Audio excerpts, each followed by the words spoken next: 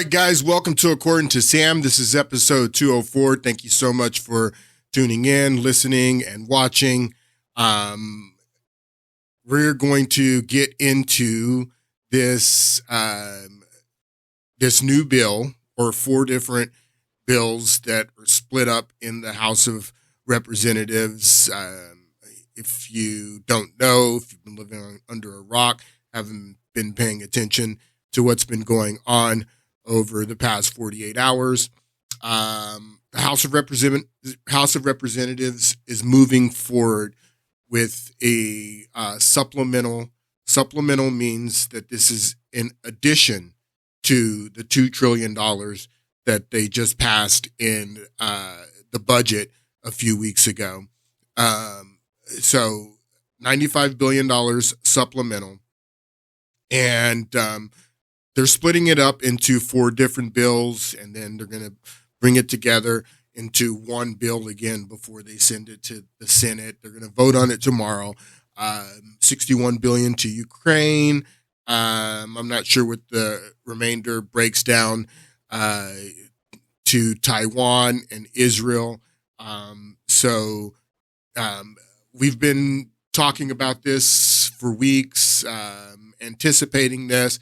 I told you this was going to happen, and now it is happening, and that's what we'll talk about today. We'll talk about this new supplemental. They're calling it security. Security for who? Not for us. Security for other people, but they don't care about our security, and we're going to talk about that today.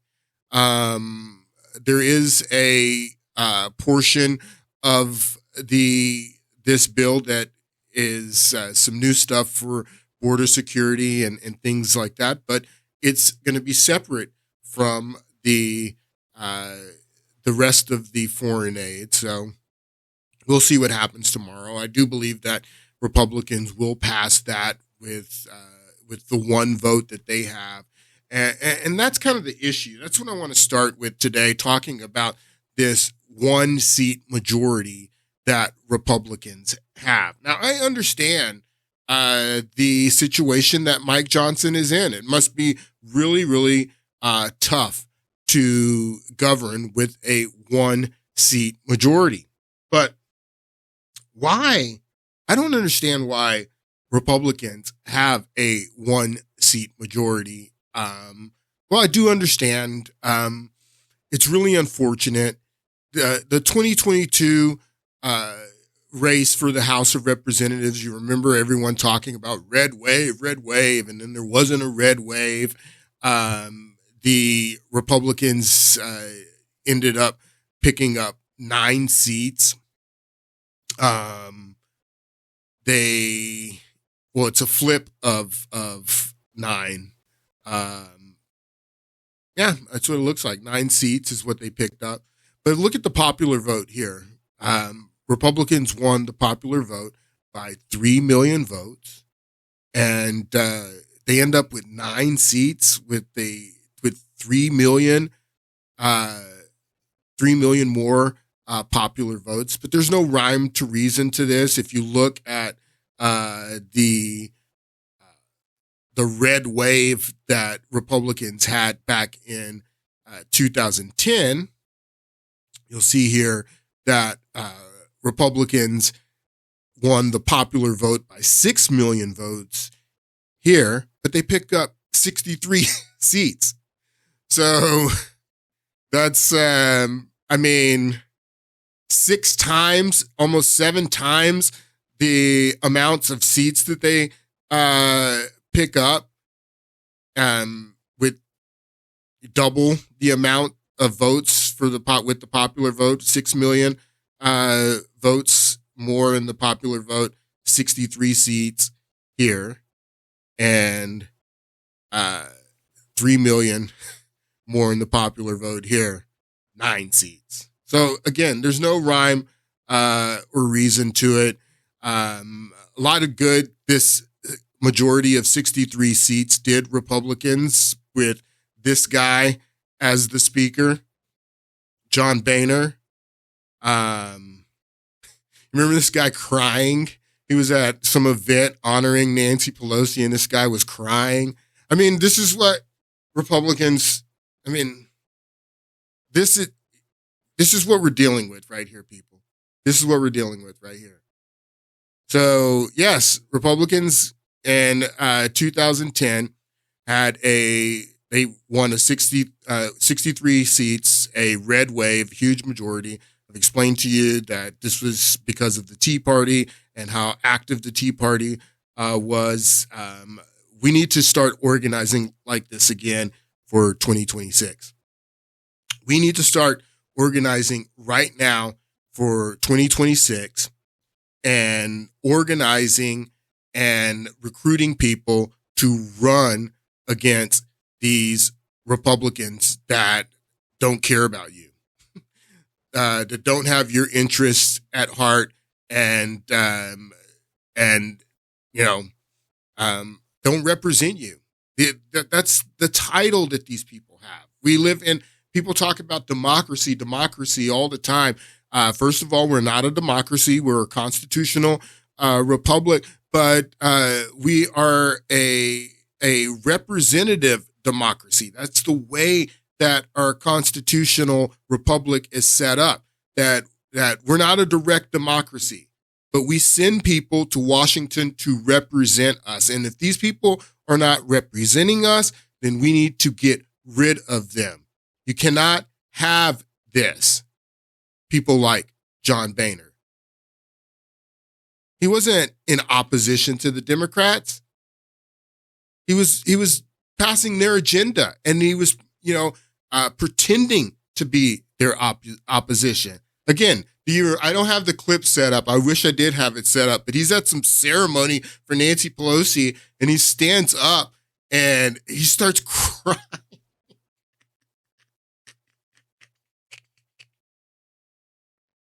He starts crying, people. I mean, there is no opposition. So anyway, there's no rhyme to reason to this. This was the blue wave in 2018 when Democrats picked up 41 seats. But look at this. They won the popular vote by 10 million votes. Basically, what happened here, the reason that McCarthy or Speaker Johnson only has a 1-seat majority and they only won 9 seats with a popular vote win of 3 million votes is because of the 2000 census and the way the districts were drawn after the 2000 census. The districts were not drawn in favor of Republicans after the 2000 census. And it's difficult too, because you had so much migration in the decade between 2010 and 2020. You had so much migration that that states like California, Illinois, New York lost congressional districts. There were so many people moving out of California, Illinois, and New York and other states that Texas picked up 2 congressional districts after the 2020 census.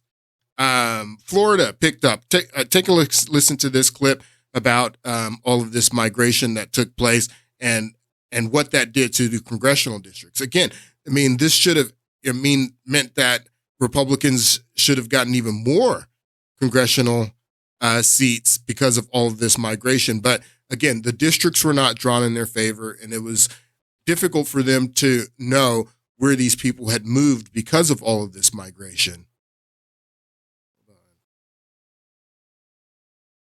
What's going on here? Oh, here it is. 30s. And because of population shifts, tonight the Census Bureau says that in the past decade, the U.S. population grew at the slowest rate since the 1930s.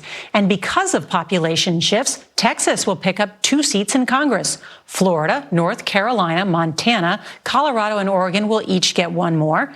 And for the first time, California is losing 1 seat, as are Illinois, Michigan, Ohio, Pennsylvania, West Virginia, and New York, which, get this, was just 89 people short of keeping all of its seats. Look at all these liberal hellholes that are losing people moving out of California. That's why Texas picked up 2 seats, because all these people moving from California to Texas, from New York, moving down to Florida, from Illinois, moving out of Chicago and getting the hell out of there. So that's why these states were losing so much. So again, I bring all that up to say that I understand the predicament that Speaker Johnson is in with a 1-seat majority.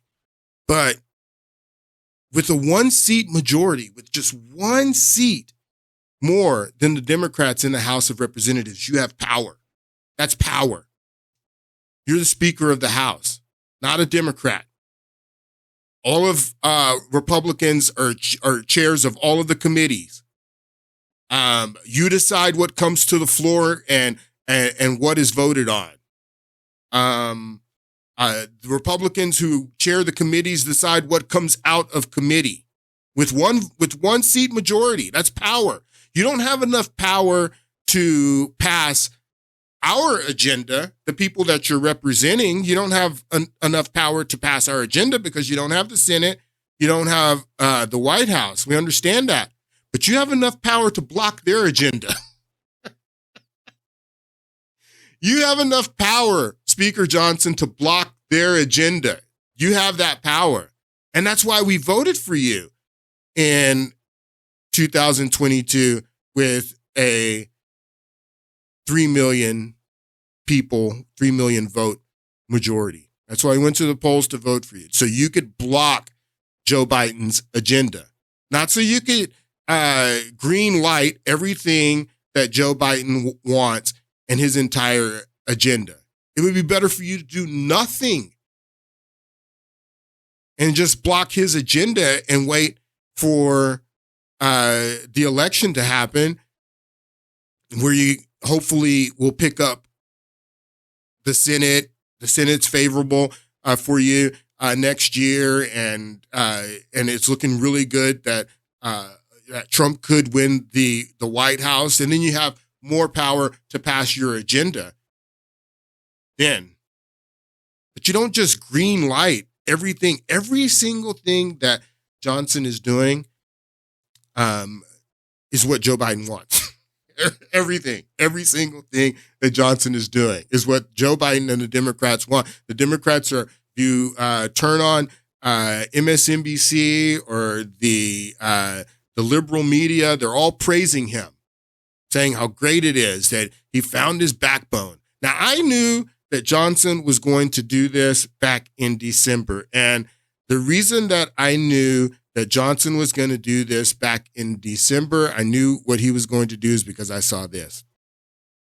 This article says, Ukrainian delegation meets in Shreveport. This is December 1st, 2023. So this was just before the end of the year. This delegation from Ukraine goes to Shreveport, and they're meeting with business leaders and the leaders there in Shreveport. Shreveport, okay? I want you to listen to this clip about this delegation from Ukraine that went to Shreveport, Louisiana, in December to meet with business leaders and political leaders there in Shreveport. In Ukraine rages on, and today a delegation from the Ukrainian parliament met in downtown Shreveport to inform the public about the state of the war and how crucial economic investments from American businesses are needed to help rebuild that country. Our Madison Edwards spoke with members of the Ukrainian parliament, and he has more on what they discussed. So what was it, Madison? Well, Jeff, Louisiana and the Ukraine share similar port exports. That's why just like the members of the parliament are asking the local Shreveport citizen to help their cause. So we share port exports is what this delegation goes to Shreveport to talk about how much we have in common with you, Louisiana, because we share port exports. Well,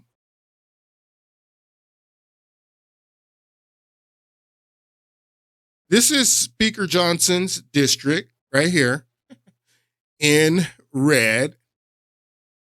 And Speaker Johnson's district is not on a port. These are the ports down here. New Orleans is on a port. Baton Rouge is on a port, which is the capital. But Shreveport's way up here. Shreveport's way up here. Now, Shreveport happens to be the largest city in Speaker Johnson's district, but it's not a port city. I mean, if you're coming to Louisiana to talk about how much you have in common, Ukrainian delegation to come to Louisiana to talk about how much we have in common with the people of Louisiana because we share, ports. And so why not go to the capital in Baton Rouge or to the largest city that's on a port, New Orleans, and meet with the delegation there? Why go up to Shreveport? Huh? It's very interesting. So I saw this in December. Well, Jeff, Louisiana and the Ukraine share similar port exports. That's why the members of the parliament are asking the local Shreveport citizen to help their cause and for business leaders in the area to invest in the rebuilding of the nation. Louisiana is a major trading partner of Ukraine, and the Ukrainian delegation met in downtown Shreveport to discuss strengthening ties between the state and Ukraine through business, energy, agriculture, and humanitarian efforts amid the ongoing conflict. Member of Parliament David Arakamiya says Shreveport and Ukraine share similar business exports. We understand that Shreveport businesses are very similar to Ukrainian because they have a lot of ports, they have a lot of agricultural production, they have oil and gas production. It's all about the ports. It's all about the ports, but we're coming up to Shreveport to meet to talk about the ports. No, people, this is the way things are done. And when I saw this in December, I knew what Johnson was going to do because these people were showing up into Shreveport, which happens to be the largest city in Johnson's district, and they're there to press the flesh and to organize and to get people in Shreveport to back his cause, to insulate Johnson, to put pressure on Johnson as Speaker of the House, because these are the people that he represents, the people of Shreveport. So they come in and they organize they came from Ukraine. They're there to organize so the people in Johnson's district will vote for funding and will support funding for Ukraine. So when I saw this in December, I knew already what he was going to do. Now listen to a little bit of Hakeem Jeffries. Now Hakeem Jeffries is the leader of the Democrats. He's the Democrat leader. And listen to what he says. Needs of the American people, but it was important for House Democrats to make sure that the national security bills are going to be considered. See, this is their agenda. This is their agenda. It was important for the Democrats. Okay? Listen. That the national security bills are going to be considered. I speak with Mike Johnson frequently. We have a open, honest, and communicative relationship. I did not talk to him this morning. We made a decision last evening that we would do what is necessary to provide the votes on the Rules Committee to ensure that the legislation could be heard on the House floor today. So the Rules Committee, so I was just telling you that even one vote gives you power. So the Democrats are the minority in the Rules Committee, and the Republicans are the majority in the Rules Committee. So before they could get these bills to the floor that are coming to the floor tomorrow, they need to pass them through the Rules Committee.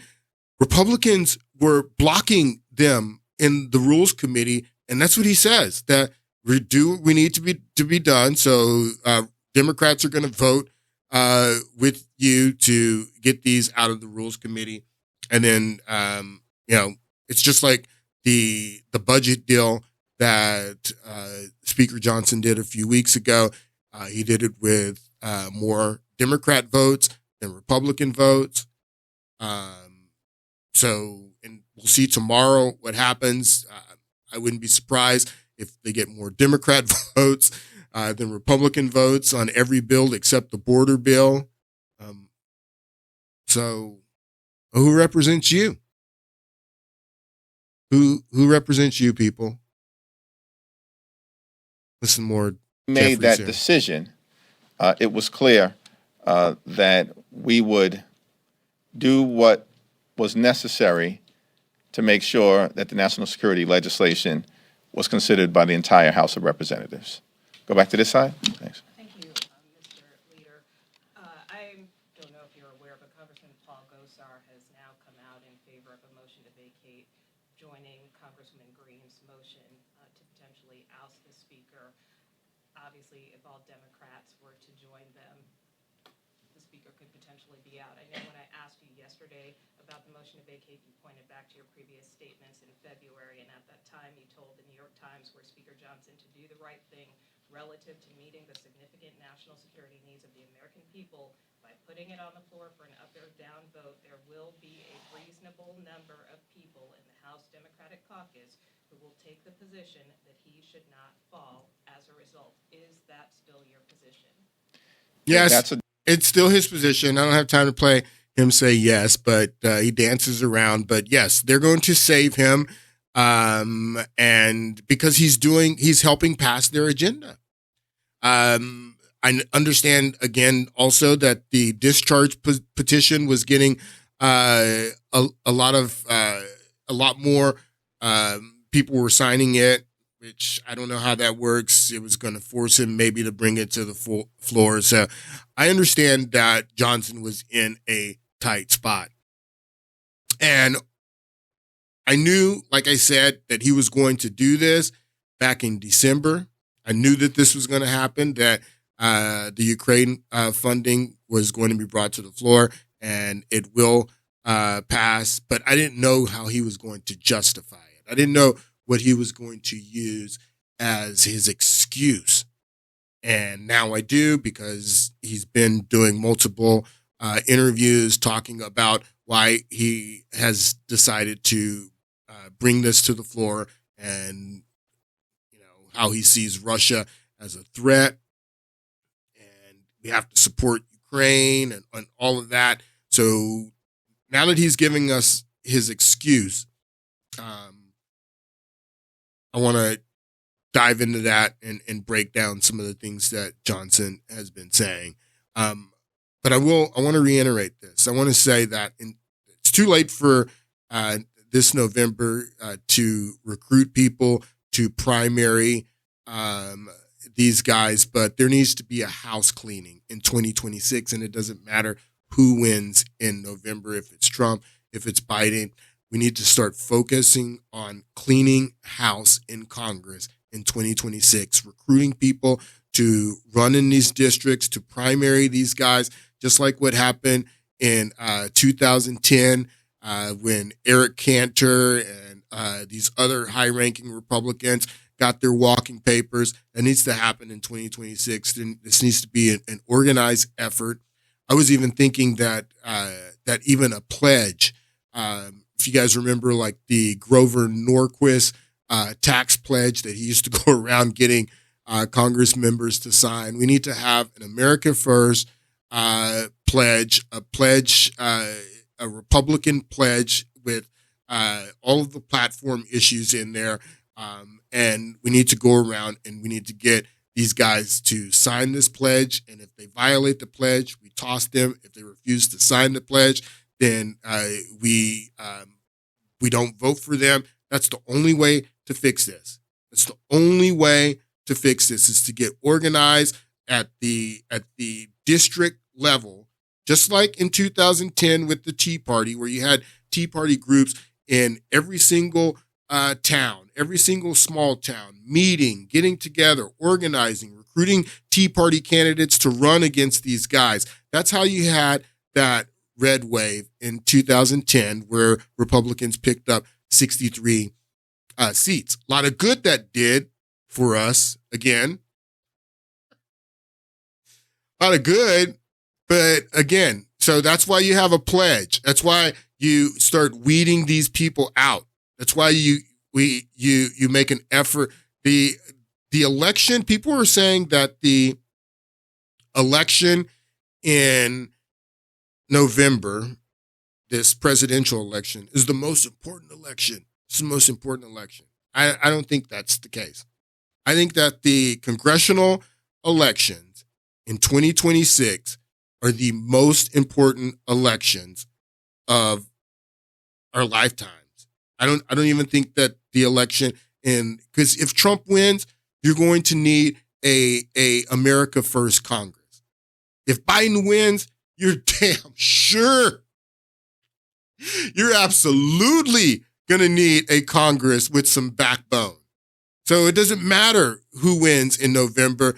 We need to focus on 2026. Now, Johnson, this guy, I'm not going to impugn his character or talk.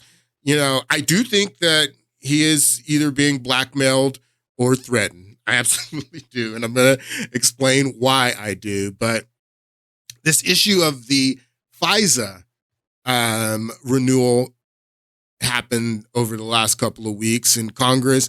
They were debating if they were going to renew the FISA, which is it's foreign. I forget what the acronym stands for, but looking at espionage and terrorist activities from foreigners in the United States, or it's supposed to be just foreigners, but you can also spy on people in the United States using a FISA warrant without getting an actual warrant, and it's private.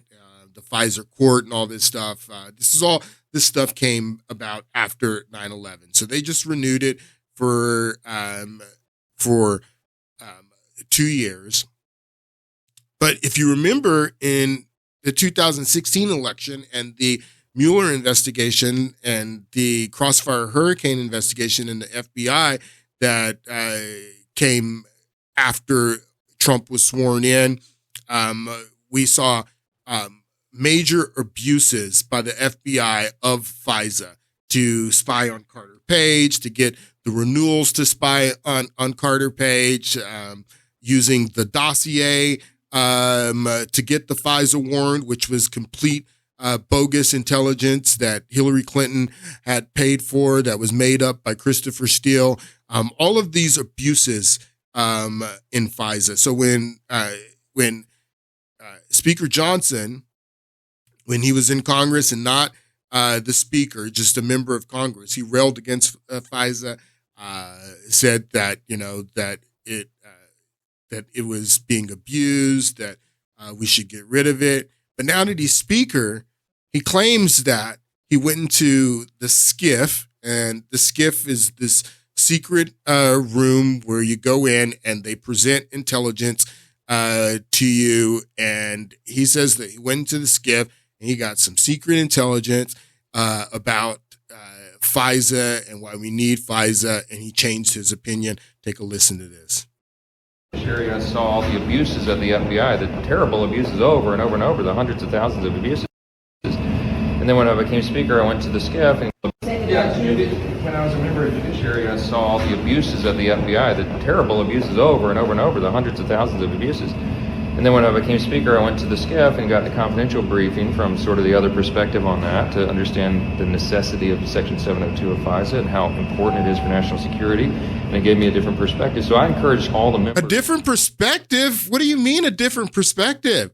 So you saw all of these abuses, but then you went to the SCIF and they showed you intelligence, secret intelligence, by the way, not intelligence that they can share with us about why they have to reauthorize FISA, but secret intelligence that it can only be shared with the Speaker of the House in the SCIF. And that is what made him change his opinion on FISA, is what he said. And then when I became speaker, I went to the SCIF and got a confidential briefing from sort of the other perspective on that to understand the necessity of Section 702 of FISA and how important it is for national security. And it gave me a different perspective. So I encourage all. I got a different perspective from the SCIF. At first, I saw all of the abuses and thought all of the abuses were a huge problem. The way that FISA was abused to spy on Trump and his campaign and even his administration in those early months, I saw all those abuses, but then I went to the SCIF and I got some new confidential information that showed me how important it was. So what happened in that SCIF? A lot happened in that SCIF. So this is Speaker Johnson the other night. He gave an interview. Like I said, he's been doing tons of interviews. I have a couple of them. He's telling his story. Take a listen. We've included a lot of innovations here. It is different than the Senate's bill. For the Ukraine piece, for example, we've introduced the loan concept, the Repo Act. So any funding that goes to support the government of Ukraine is converted to a loan. We introduced the Repo Act, which is the seizure, as you know, of corrupt Russian oligarchs' assets. And that could be used to fund the resistance in Ukraine as well. We have sanctions for Iran and Russia and China, the aggressors who are causing all this problem, the new axis of evil. We have a lot of new changes in here. We have accountability and a strategy shift as well, because what we've said is that the White House has to provide to Congress within 45 days of this bill being signed into law an actual strategy, a plan to show what is the objective in Ukraine, what is the end game, how are we going to get. Listen to this. So, first of all, the new axis of evil. What in the 1984 Orwell is the new axis of evil? Now, if you remember a few podcasts ago, I was playing the clip of Mike Lawler, Mike Johnson, Michael McCall, Mike Turner. There's all these Mikes that are the war hawks that are pushing this in the Republican caucus. And I was playing the clip of Mike Lawler, and he said Russia, China, and Iran. But he didn't call it an axis of evil. He just said Russia, China, and Iran are biggest threats. And I brought to your attention in 2003 when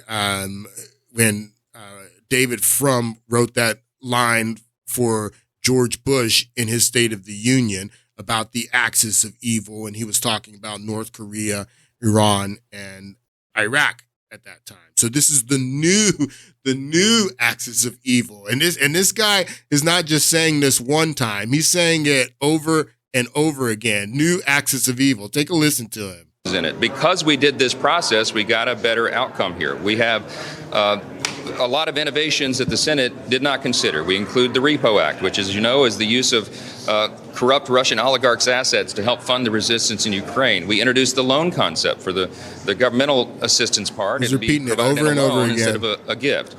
We also included some really important sanctions on Russia and China and Iran, which I believe is the new axis of evil, and many of us do, and many of us do, which I believe is the new axis of evil, and many of us do. What in the hell is the new axis of evil? Look, people, I don't know if you can see this article. It says, France talks tough on Ukraine while grabbing more Russian gas.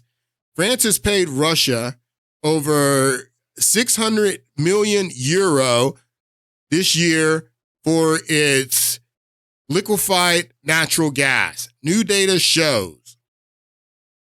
That's an EU leading raise from last year. So France is buying liquefied natural gas from Russia, spending 600 million euro a year given to Russia. But Russia's the axis of evil, huh? Axis of evil. Watch how the Biden administration is defending $6 billion deal with Iran.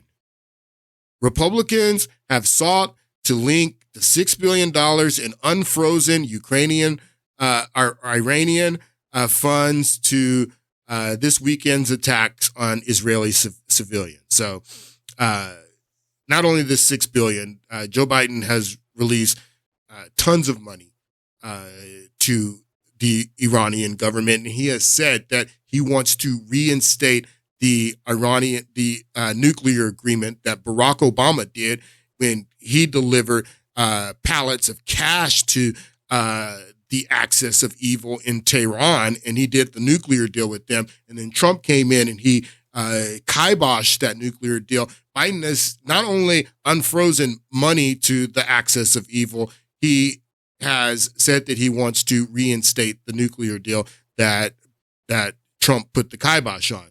Axis of evil. Axis of evil. France is buying gas from the axis of evil. Biden is unfreezing frozen money to the axis of evil and wants to reinstate the nuclear deal with the axis of evil. Look at this. This is just in January. Reuters.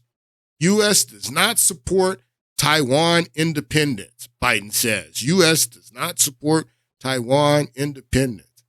Axis of evil, huh? Axis of evil. This is the axis of evil. Okay, Mike Johnson. All right. But there's more here that he says that's really interesting. I want you to take a listen. Repo Act, which is the seizure, as you know, of corrupt Russian oligarchs' assets. And that could be used to fund the resistance in Ukraine as well. We have sanctions for Iran and Russia and China, the aggressors who are causing all this problem, the new axis of evil. We have a lot of new changes in here. We have accountability and a strategy shift as well, because what we've said is that the White House has to provide to Congress within 45 days of this bill being signed into law. Within 45 days of this bill being signed into law, that after we pass this and approve this money, within 45 days, we want the White House to tell us how this money is going to be spent. Why not get them to tell you how it's going to be spent before you approve the money? How about that? Does that make sense to you or only to me? That getting Biden and getting an understanding of where this money is going to go, how it's going to be used, doing that before you approve this money, wouldn't that make more sense than 45 days after you approve the money? Take a listen to this. The White House has to provide to Congress within 45 days of this bill being signed into law an actual strategy, a plan to show what is the objective in Ukraine, what is the end game, how are we going to get to that, and how are we going to show absolute accountability for the weapon systems and all that. Importantly, people... I think that would be important to know before you approve this money, clown. I'm sorry. Sorry. And how are we going to show absolute accountability for the weapon systems and all that. Importantly, people need to understand, on the Ukraine piece, for example, 80% of the money that would be allocated in this legislation is for replenishment of our own weapons and stocks. Listen. This is something that makes sense. What we're doing is funding America's industrial defense base. Industrial defense base. What's that? What's the industrial defense base? Huh? And on the Ukraine piece, for example, 80% of the money that would be allocated in this legislation is for replenishment of our own weapons and stocks. I mean, this is something that makes sense. What we're doing is funding America's industrial defense base. The industrial defense base. Building weapons that we use and that other countries buy from us. And that's what that will go to fund. So there's a lot of other innovations in the bill. We're very anxious to get the assistance to Israel, our dear friend and close ally over there in the Middle East, in the middle of a war for justify their very existence. They need the assistance now, and we should be providing it to them, and that's our intention to do it as quickly as possible. The Indo-Pacific is to face down China, and all these pieces are very, very important. I think it's important to the American people. I think all of the members of Congress will have the opportunity in single subjects to vote their will and their way on that, and then we'll put that together, send it to the Senate, and get those obligations met. I'm going to say this, and then I'll open to questions. This is an important time on the world stage. We live in unprecedented, very challenging times. The world is on fire. Absolutely. One of the reasons it's on fire is because we're projecting weakness from this White House on the world stage. And it's on fire, buddy. I believe in the concept of peace through the House on the world stage. And I'm a Reagan Republican. I believe in the concept of challenging times. The world is on fire. And one of the reasons it's on fire is because we're projecting weakness from this White House. It's on fire, buddy, because you are putting fuel on the fire. You're getting ready to pass $61 billion worth of logs to put on the fire in Ukraine. That's what you're doing. That's why the world is on fire. Instead of stomping out the fire and putting out the fire, which means negotiating peace, getting a peace deal, and ending the fire, putting the fire out, what you are doing right now, Speaker Johnson, the world is on fire because you're putting more gas on the fire. You're adding more logs to the fire. On the world stage. And I'm a Reagan Republican. I believe in the concept of peace through strength. And he pulls that. He does a lot of that in his interviews. Like he's been everywhere and multiple interviews, and he says that in every interview. I'm a Reagan Republican. Peace through strength. Bro, we're $35 trillion in debt. Reagan was fighting the Soviet Union. We're not fighting the Soviet Union anymore. Quit bringing up Ronald Reagan and trying to recreate Cold War era feuds when you should be trying to negotiate peace. Care about this Reagan Republican nonsense. We're $35 trillion in debt. Nation. I think we're the greatest nation in the history of the world. Wow, we can't be that great with $35 trillion in debt. We can't be strong with $35 trillion in debt. Our biggest national security threat is that debt. And I believe because of that, we have a very special responsibility. The responsibility of the free world was placed upon the shoulders of America after World War II. It doesn't mean we're the world's policemen. It doesn't mean we should be intervening in conflicts around the world.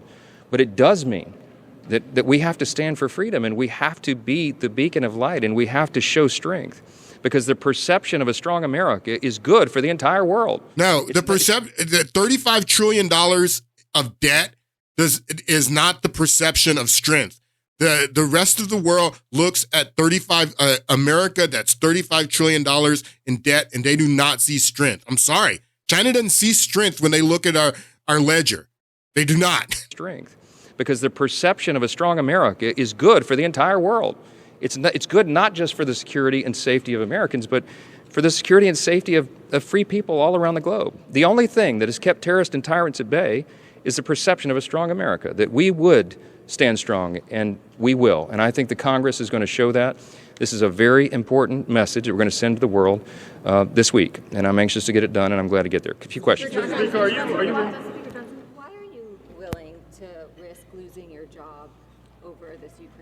I mean, that's such this question, I think, is such a planet question. Why are you willing to lose your job over this? What kind of reporter asks a question like that? To risk losing your job over this Ukraine funding? Listen, my philosophy is you do the right thing and you let the chips fall where they may. If I operated out of fear over a motion to vacate, I would never be able to do my job. Look, history judges us for what we do. This is a critical time right now, a critical time on the world stage. I could make a selfish decision and do something that's different, but I'm doing here what I believe to be the right thing. I think providing lethal aid to Ukraine right now is critically important. I really do. I really do believe the intel and the. I really do believe the intel. Now, this is very important. This goes back to the skiff. Right here. The skiff. Remember? He got some intel on FISA and the skiff that made him change his opinion. I got some intel in the skiff that made me change my opinion on FISA. So now he's saying that he got some intel. I guess he got it in the skiff when he got the FISA stuff. Listen to what he says. That's different, but I'm doing here what I believe to be the right thing. I think providing lethal aid to Ukraine right now is critically important. I really do. I really do believe the intel and the briefings that we've gotten he was getting ready to say Xi. I really do believe the intel and the briefings that we've gotten. That's what he says. So you guys got some briefings and you got some intel, but you can't share it with us. Just like the FISA stuff. You go into the skiff and you get some top secret, super duper secret information that makes you have to pass FISA. And it sounds like he got some top secret, super duper information about Russia that he can't share with us. This is what it sounds like, but he believes the intelligence reports. And the briefings that we've gotten that I believe Xi and Vladimir Putin and Iran really are an axis of evil. I think they're in coordination on this. I think that Vladimir Putin would continue to march through Europe if he were allowed. I think that Vladimir Putin will continue. This is the domino theory that I told you about. Now he's saying it. that I think that Vladimir Putin will roll through Europe, march through Europe if we don't do it. I guess that's what he got in the intelligence report. He got some secret intelligence in the skiff that told him that Vladimir Putin is going to march through Europe. They can't share it with us, but I got it in the skiff. That's what he's saying. I really do. I really do believe the intel and the briefings that we've gotten that I believe Xi and Vladimir Putin and Iran really are an axis of evil. I think they're in coordination on this. I think that Vladimir Putin would continue to march through Europe if he were allowed. I think he might go to the Balkans next. I think he might have a showdown with Poland or one of our NATO allies.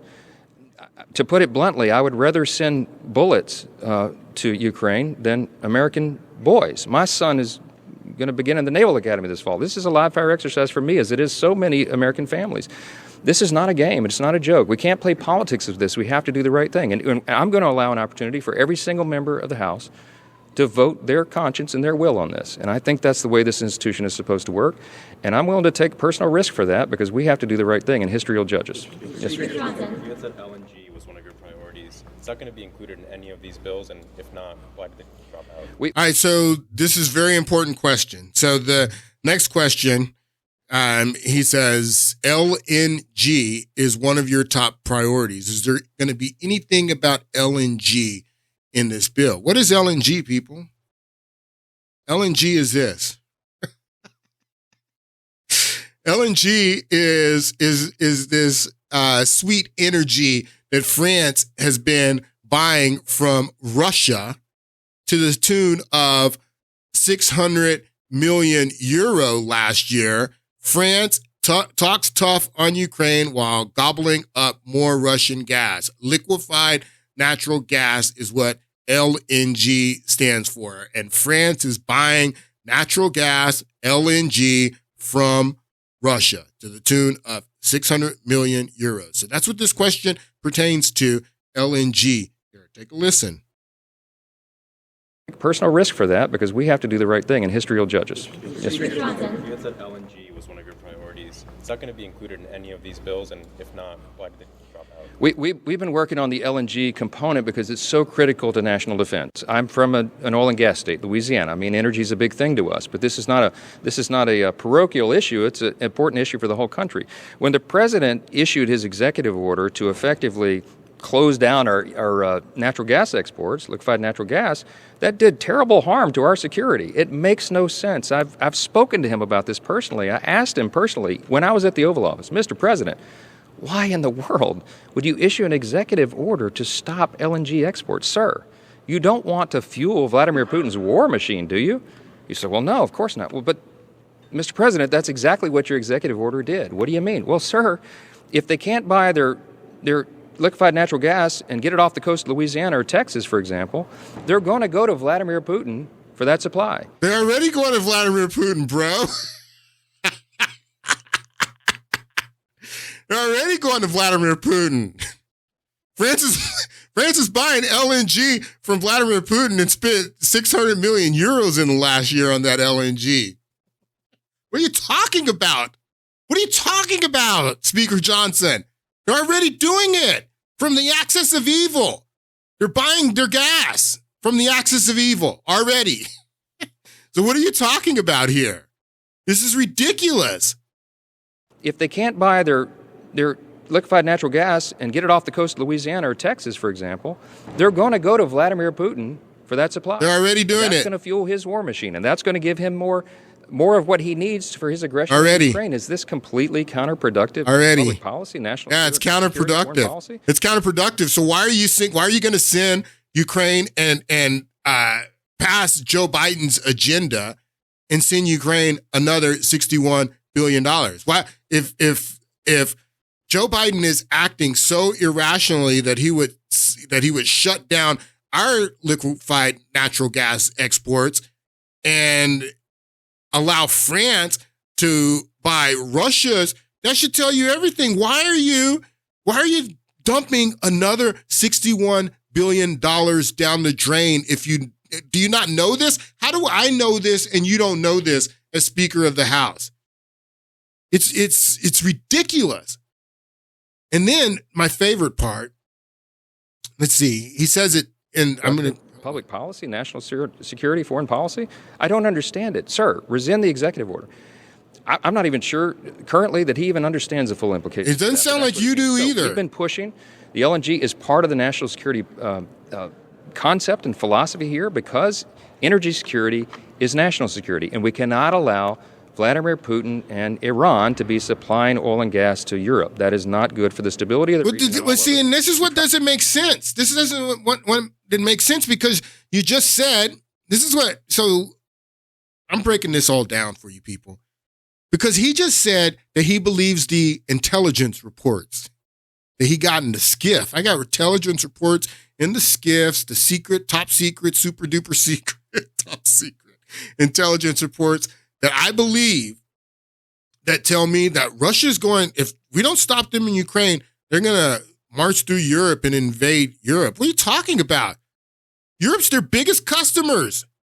Why would Vladimir Putin pay to lay down the Nord Stream 2 pipeline so he could sell them this sweet natural gas that he has and has been selling them to his biggest customers? What benefit is it of Russia's to march through Europe and they're buying his natural gas? This is why Joe Biden had to blow up the Nord Stream 2 pipeline, or Russia would be supplying a lot more of this gas to Europe. That's why he blew up the pipeline. But they're still, they still have means to transport this gas to France, and France is buying it up. France probably not the only. This report is only because France is spending the most amount of money if you go through the article, but there's other countries in Europe that are buying natural gas from Russia. They're his biggest customers. So this can't be true. Either the information that you got in the skiff, Speaker Johnson, is BS, and you you were fed a bunch of BS intelligence. I mean, that has to be the case. It's not an either. That has to be the case, that you were fed a bunch of BS in the skiff, because there's no evidence at all that Russia wants to roll through Europe. The only evidence that I see is that Russia wants to sell more gas to Europe. And then, here, let me play Marjorie Taylor Greene. She says, listen to what she says about the secret, top secret, super duper intelligence that he got in the skiff. Listen to what she says. I'm going to issue a challenge to Mike McCall and Mike Johnson and everyone. All the mics. If you have proof that Vladimir Putin is going to march across Europe, going to go all the way to Kiev, take Poland next, and then keep on going, unclassify it. Declassify that proof and show it to the American people. Prove to the American people why should we trust they you? need to send their hard-earned money over there. Prove it. Why should we trust you? Because you do not have the proof. And they're not capable of showing it, Steve. No, there is no proof. There is no evidence. There's no evidence that you saw in the skiff, that shows that Vladimir Putin has any intention of rolling through Europe. That's a lie that you saw in the skiff. And like Marjorie Taylor Greene says here, if you want us to believe the intelligence that you believe, top secret, super duper intelligence that you got in the skiff, then you need to declassify it. Because why should we trust you? Why should we trust you? I remember very clearly, very clearly, the top secret, super duper intelligence that said Saddam Hussein had a nuclear program and weapons of mass destruction. I remember that. Top secret, super duper intelligence they can't share with you, but trust us. Trust us that Saddam Hussein has weapons of mass destruction and an ongoing nuclear program. They lied. Okay. They said there were weapons of mass destruction. There were none, and they knew there were none. So, anyway, I have another clip here, too, that I want to show you guys. They told us that Saddam had an ongoing nuclear program and that those weapons of mass destruction. Hold on. Let me show you. They had an ongoing nuclear program and that, weapons of mass destruction, And then there were no weapons of mass destruction, no nuclear program. We spent $5 trillion in Iraq, lost thousands of soldiers, not even including Iraqis. And then George Bush goes to the correspondence dinner a few years later and jokes about no weapons of mass destruction. Those weapons of mass destruction got to be somewhere. And all the press, all the prostitutes start laughing. Nope, no weapons over there. Ha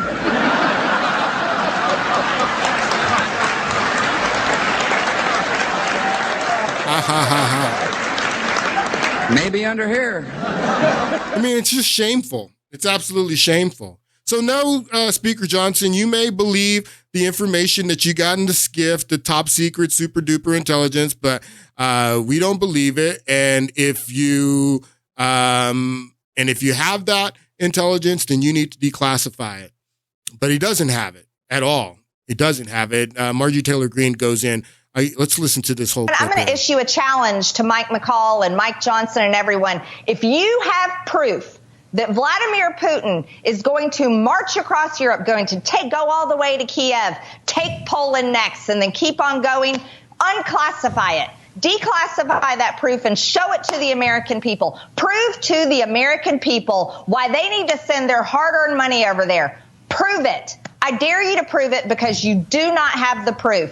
And they're not capable of showing it, Steve. This is the biggest, most repulsive scam, and it's been happening for decades, and it's all they claim to protect American jobs and to keep the military-industrial base going and employed, and it's all for our economy. This is not an economy anybody wants. We don't want an economy built on people's blood and dead bodies in foreign countries. Absolutely. We want an America first economy, and from now on, Steve, we are going to demand it from our Republican leaders. I don't care if the Speaker's office becomes a revolving door. If that's exactly what needs to happen, then let it be. Absolutely. But the days are over of the old Republican Party that wants to fund foreign wars and murder people in foreign lands while they stab the American people in their face and refuse to protect Americans and fix our problems over here. Absolutely. So I've never really been a huge fan of Marjorie Taylor Greene, but she has been killing it the past few days, and I co-sign everything she says in this clip 100%. We need to send this woman and those like her some help in 2026. Because this is just pathetic. Now, I want you to listen to this part. I only have a few more minutes. This was a very interesting part of the story that Speaker Johnson is telling for why he is supporting this aid to Ukraine. I want you to listen to this. Another player here that we haven't talked about, Donald Trump, who you support for president. I want to play some of what he said last night when he was asked if he plans to protect you from any sort of motion to depose of you by the far right. Take a listen. President, how should Israel protect Speaker Johnson? Well, we'll see what happens with that. I think he's a very good Did he brief? We'll see what happens with that. I think he's a very good person. Have you talked to Trump about this plan, this legislative plan, in terms of how you're introducing these foreign aid bills? And ultimately, will he have your back? Oh, I think he will. I was just with him on Friday down at Mar-a-Lago, and we had dinner together, and my wife was with me, and we had a great visit. We talked about a lot of things, all the politics going on in the country, and he said at a press conference we had there together that I'm doing a very good job, and he supports me and all of that. Listen, I think this is all going to work out. I think it's going to be fine. I did tell the president the plan on all of this, and I think he clearly understands why we're running this play and why we need to do this. I think this sets up the next election, the next administration, the next president, and I believe he's going to win in a better position. I think that President Trump is strong enough that he could enter the world stage and broker a peace deal.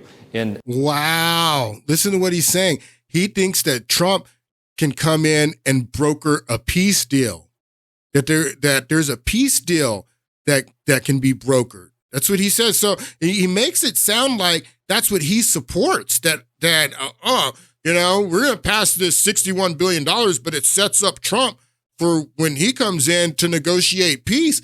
Well, if peace is what you support, you have the power right now. You can force Joe Biden to negotiate peace. It doesn't have to be wait for Trump to come in and show this strength to negotiate a peace deal. You can do it right now. If you support peace, why are you waiting for Trump? Why are you waiting for Trump to come in and negotiate peace? Great visit. We talked about a lot of things, all the politics going on in the country, and he said at a press conference we had there together that I'm doing a very good job, and he supports me and all of that. Listen, I think this is all going to work out. I think it's going to be fine. I did tell the president the plan on all of this, and I think he clearly understands why we're running this play and why we need to do this. I think this sets up the next election, the next administration, the next president, and I believe he's going to win in a better position. I think that President Trump is strong enough that he could enter the world stage and broker a peace deal in Ukraine if Russia is still advancing at that time. I mean, I think he has the strong enough hand to be able to do that, and that's why this election is so important. There's a very stark contrast. We didn't have all these global conflicts. We didn't have hot wars around the globe when Donald Trump was the president. You know why? Because our adversaries feared him and respected him. They don't fear and respect Joseph Biden, and that's a real problem for all of us. So it's ridiculous. So he sounds like he says that Trump can come in and negotiate peace. He can be that strong leader. You can force Joe Biden to negotiate a peace deal right now. Because if you didn't pass this, if you support peace, then you wouldn't be passing $61 billion or bringing it up for a vote to pass $61 billion to send to Ukraine to put more gas on the fire, because that's not going to get peace. It's just going to get more war. And he's right that if Donald Trump comes in, then he's going to negotiate a peace deal. This is back to the article from the Washington Post. We talked about it 2 weeks ago, that Donald Trump already has a peace plan. And the peace plan is exactly what Elon Musk tweeted out over a year ago. The peace plan is that Russia is going to get the territory that has been annexed. And the reason that they're going to get that territory is because those people don't want to be part of Ukraine anymore. The people of Crimea don't want to be part of Ukraine. The people in Donbass don't want to be part of Ukraine. Russia has annexed that territory, and that territory is going to be Russia's. And that's going to be the peace deal. You remember I played the clip of the author of that article on MSNBC, and that's what he says. And as when he was president the first time, he sees an opportunity. He thinks if, based on the force of his charisma and his negotiating skills, if he gets both sides in a room, he can make a deal. They can have a splashy announcement, and the details are not exactly what he's focused on. And his plan, we should be clear, is to do something Zelensky is not for, to give up parts of Ukraine. Right. Zelensky has said under no circumstances will he agree to territorial concessions. Trump is publicly what he says is, I could solve this in 24 hours, even before I take office, but I'm not going to tell you how. It's a secret. And what we were able to figure out through people that he's shared this with privately is that the idea is basically he thinks that some territory, specifically Crimea and the Donbass border region, he could see Ukraine giving that to Russia and the war would end. All right. So, and that's the plan that Elon Musk tweeted out, that those regions would be part of Russia and then the war could end. They both say here that this is something that Zelensky doesn't want. But after this article came out, Zelensky came out and says, listen, look at this. Zelensky says he will listen to Trump's ideas to end the war in Ukraine with pleasure. And this is after the article came out in the Washington Post, letting you know what Trump's plan is. Trump's plan is Crimea and Donbass will belong to Russia and the war will end. And Zelensky says they will listen to Trump's ideas with pleasure. Why isn't Joe Biden doing this right now? Why isn't Joe Biden negotiating this deal right now? This is what Russia says. Putin's Kremlin responds to Donald Trump's Ukraine peace plan. This is what Russia says. We have seen reports on this, but so far, no initiatives have been announced by Donald Trump. So all of this is secret now because this is the Washington Post assuming what Donald Trump will do. And that's what the two sides, it says. Russia's saying, this sounds good, but we haven't seen anything yet. Zelensky says, I'll listen to this plan with pleasure. We just need someone to negotiate it. Why isn't Joe Biden negotiating it? And why isn't Speaker Johnson, if he believes that a peace is the objective, why isn't he forcing Joe Biden to do it? Why is he green-lighting Joe Biden's agenda to send more gas on the fire? What I think Trump needs to do is he needs to come out with a speech, and he needs to say clearly what is in this Washington Post article is his plan, and he needs to call for peace. That's what I think he should do.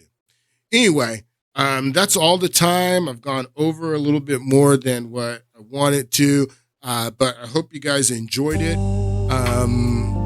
We'll get into Nixon, hopefully, on Monday. I hope you guys have a great weekend. I'll see you on Monday.